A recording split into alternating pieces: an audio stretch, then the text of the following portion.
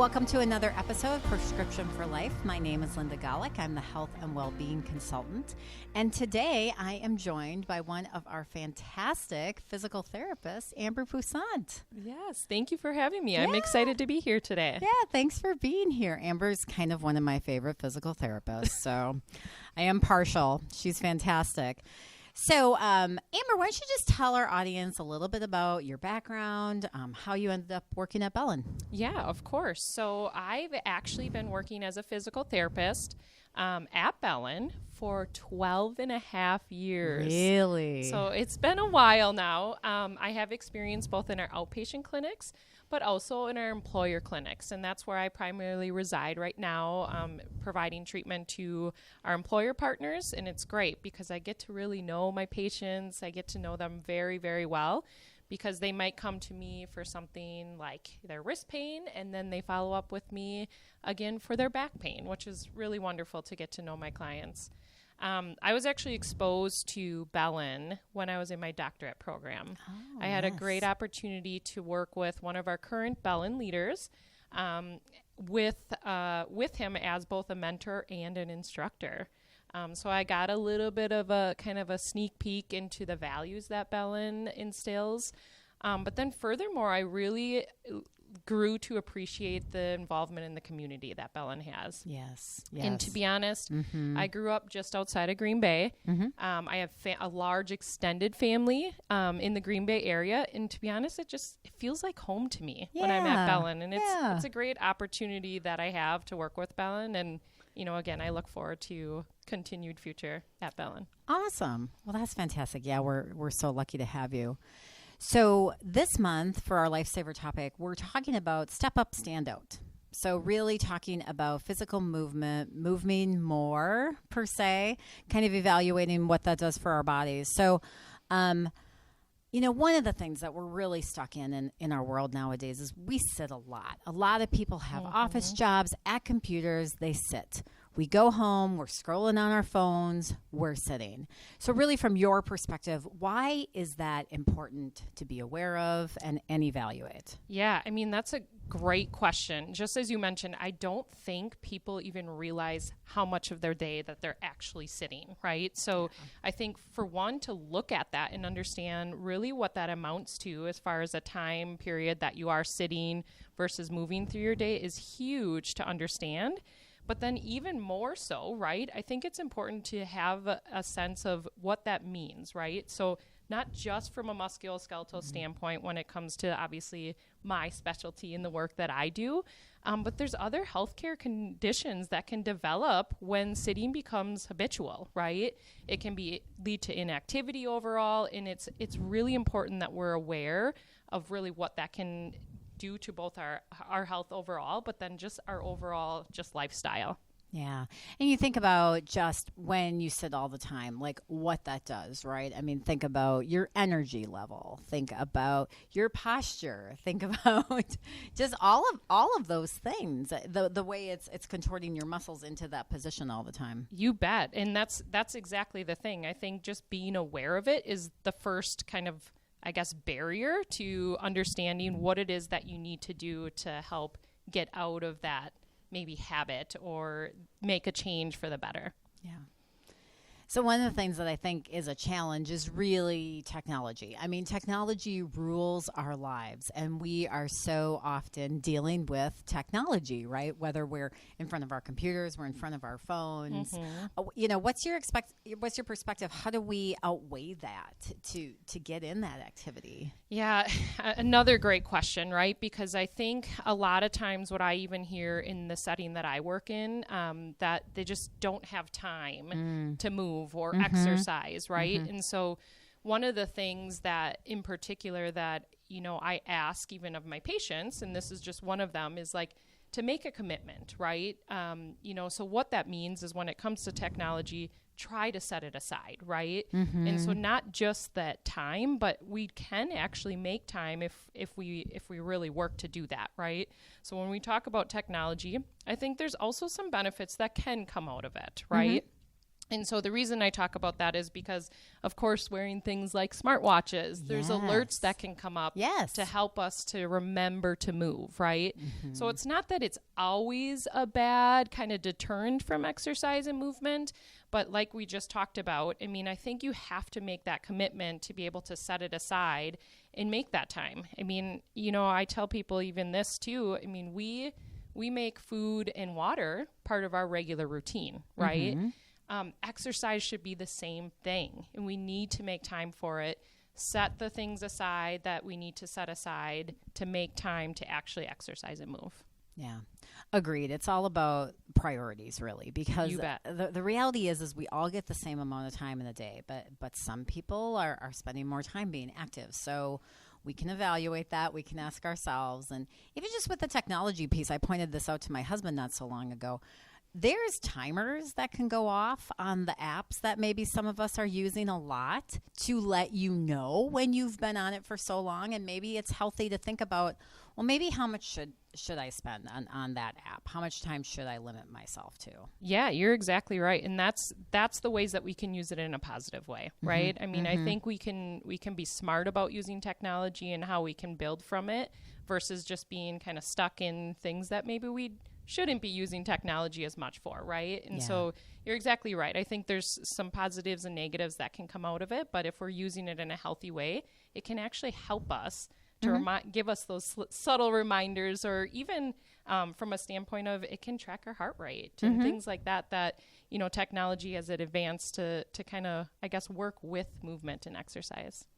So what do you tell your patients? I mean, you probably see a good number of people that do have the aches and pains, maybe from sitting too much. What kind of practical tips do you offer them to help with that? Yeah, I use this example a lot for some of my patients that spend their day at a desk, is just to kind of make that conscious effort to get up and move. And what I mean by that, right, I tell them when you get up to go to the bathroom, make an extra trip to get a drink of water, right? Or whether it's you're going to the bathroom and running to the printer, kind of schedule that time to do that. And then in addition, just like we talked about technology, I even tell sometimes my patients to set reminders on their work calendars to get up and move.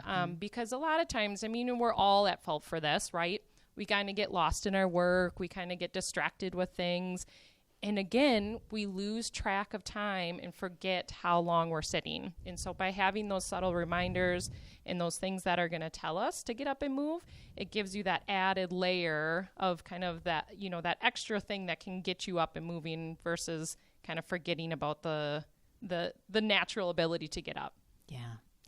So what's your opinion on stand-up desks? Do stand-up desks help? Is that beneficial for people? Yeah, in some ways. I tell people, of course, that's going to change your position, right? So there's so many benefits of that, because I always also tell our patients that it's important to move. Our bodies are made to move, right? And so whether that's, you know, changing your position from sitting to standing, right? Whether it's just, again, like we talked about, taking a brief walk throughout your day, there are things that you can do to just make that conscious effort. Things like even, you know, going for a walk with a coworker for a meeting, right? But I mean, really to go back to the stand-up desk, I mean, yeah, of course, if that's enough to give you that opportunity to change your position, then I'm all for it.